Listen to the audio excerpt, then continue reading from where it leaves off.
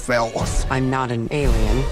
You're lying to me. Bugonia is one of those movies that completely flips your brain inside out. Directed by Yorgos Lanthimos and starring Emma Stone and Jesse Plemons, it starts off as a weird kidnapping thriller, turns into an unhinged psychological horror, and then ends with an apocalypse that somehow feels both darkly funny and deeply tragic. So what actually happened in that ending? Was Michelle really an alien? Why did she decide to wipe out humanity? And what was the point of everything Teddy did? Welcome back to your nerdy show. I'm your host, Spoiler Master. Let's break down that shocking finale and what it really says about us as a species. What ship? Your mothership?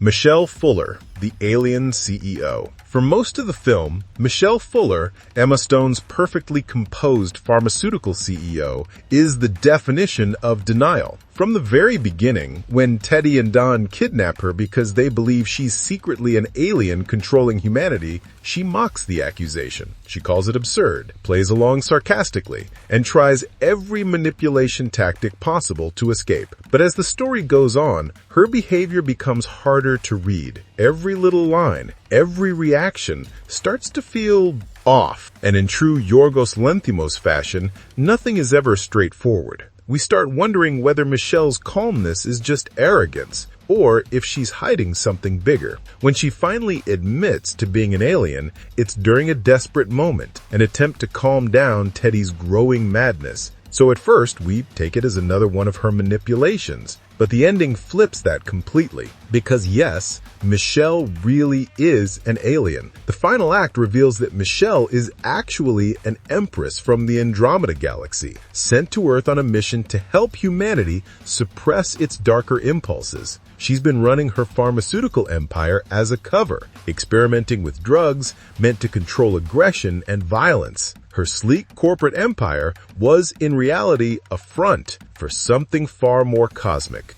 Observed and discovered you. You know this is crazy. The reveal of the century. The revelation comes after Teddy's accidental death, and that's when the entire movie recontextualizes itself. Michelle's bizarre comments throughout the film suddenly make sense. Her strange detachment, her almost robotic calmness. It wasn't just corporate coldness. She genuinely wasn't human. Even her odd relationship with beauty and luxury, her obsession with control, image, and perfection, wasn't just a satire on CEOs. It was a reflection of how alien she truly was among humans. Once Teddy dies, we see Michelle talking through her hair, which now acts as a kind of biological antenna. It's absurd, yes, but also so perfectly Lanthimos. And then in her office, we see the final confirmation, a teleporter hidden in her closet, leading to her ship. That's when the last pieces of the puzzle lock into place.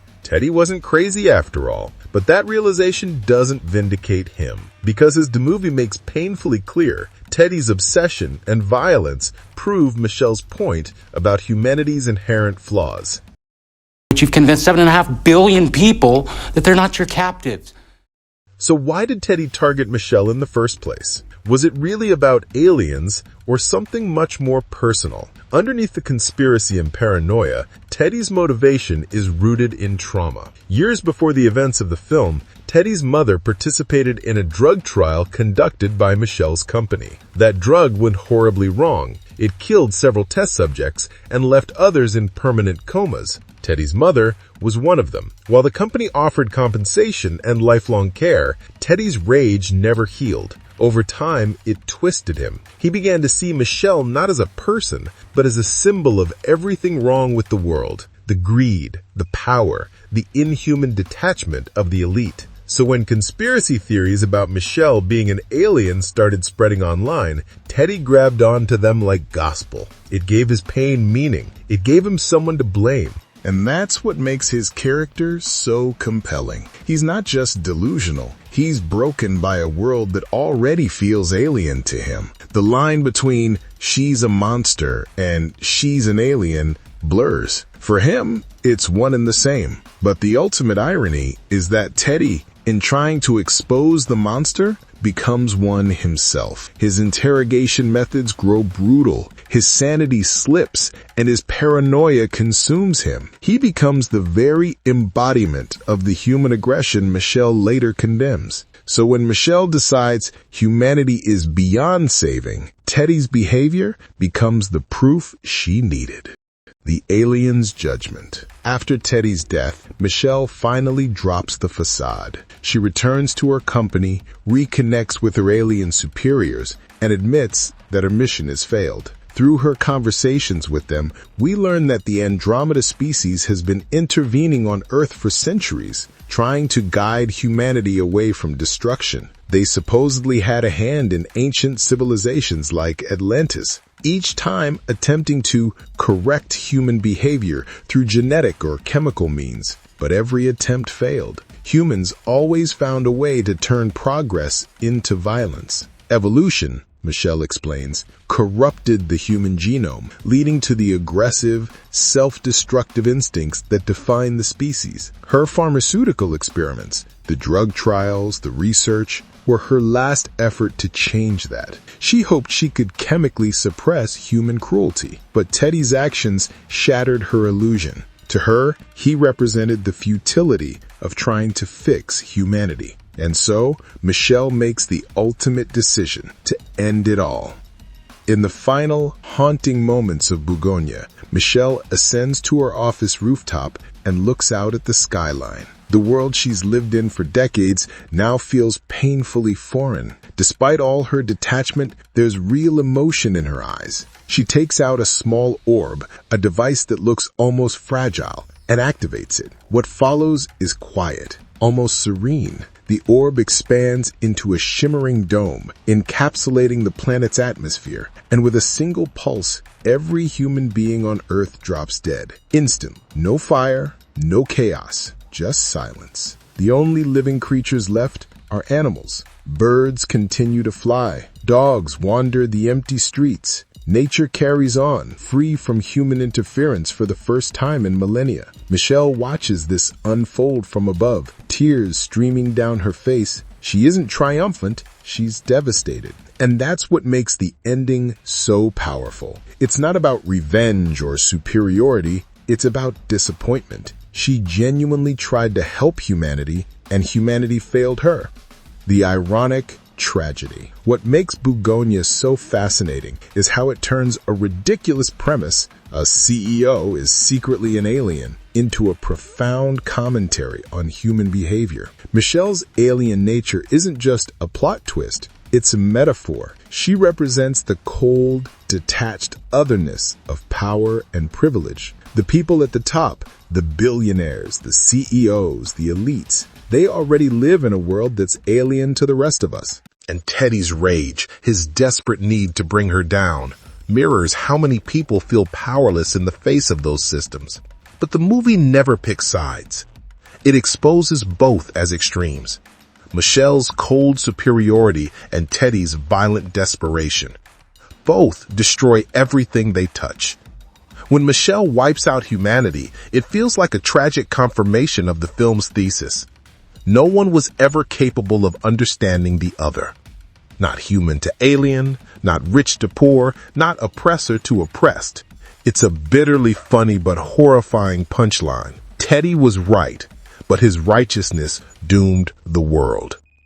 A satire of power, class, and morality. On another level, Bugonia works as a dark satire of corporate power and human apathy. Lanthimos paints Michelle as both savior and destroyer, a being who sees herself as above the species she's supposed to help. It mirrors how the wealthy justify their control over the world, believing they're acting in humanity's best interest while remaining detached from its suffering. Even the alien reveal doesn't really change that dynamic, it just literalizes it. Michelle isn't human in the same way the ruling class doesn't feel human to those crushed beneath them. The movie's title, Bugonia, refers to the ancient Greek myth where bees were believed to be born from the carcasses of oxen, a natural rebirth through death. That's exactly what the film's ending implies. By destroying humanity, Michelle allows something new, something pure to begin again. It's horrifying and poetic all at once. The final message. So what does Bugonia really say about humanity? At its core, it's a film about our inability to evolve morally despite all our progress. We build empires, create art, invent miracles of technology, and yet we remain aggressive, selfish, and destructive. Michelle's final decision isn't made out of hate, it's made out of exhaustion. She tried to fix humanity scientifically and failed. And in her mind, mercy meant ending the experiment entirely. But the tears in her eyes tell a deeper story. Maybe deep down she wanted to be proven wrong. Maybe she hoped someone, Teddy, Dawn, anyone, would show her that humanity still had something worth saving. Instead, she saw only fear, rage, and pain. Her apocalypse becomes the ultimate act of disappointment, a godlike being losing faith in her creation. The aftermath, silence, and reflection. The last moments of Bugonia linger. There's no epilogue, no explanation of what comes next. Just quiet. We see empty streets, frozen cities, abandoned cars. And then finally, a shot of nature reclaiming the world. Trees growing through concrete. Animals roaming free. It's both haunting and strangely peaceful. In Lanthimos' darkly ironic way, it's almost hopeful. Maybe humanity had to end for the planet to truly heal. But it also leaves us with one devastating question. If humanity's extinction feels like mercy, what does that say about us? In the end, Bugonia is both hilarious and horrifying, tragic and absurd. It's Yorgos Lanthimos doing what he does best, forcing us to laugh at the grotesque truth of being human, right up until the moment it stops being funny. Michelle Fuller wasn't just an alien, she was a mirror. And when she looked at humanity, she didn't see something worth saving, she saw herself. Our nerdy thoughts. And that's the ending of Bugonia fully broken down. Whether you see Michelle as a villain, a savior, or just a reflection of us all, this movie definitely leaves a mark. If you enjoyed the breakdown, don't forget to hit like, subscribe, and drop your own theories about Michelle's final decision in the comments. Thanks for watching, and I'll see you in the next one. No, what the heck, I'll laugh anyway.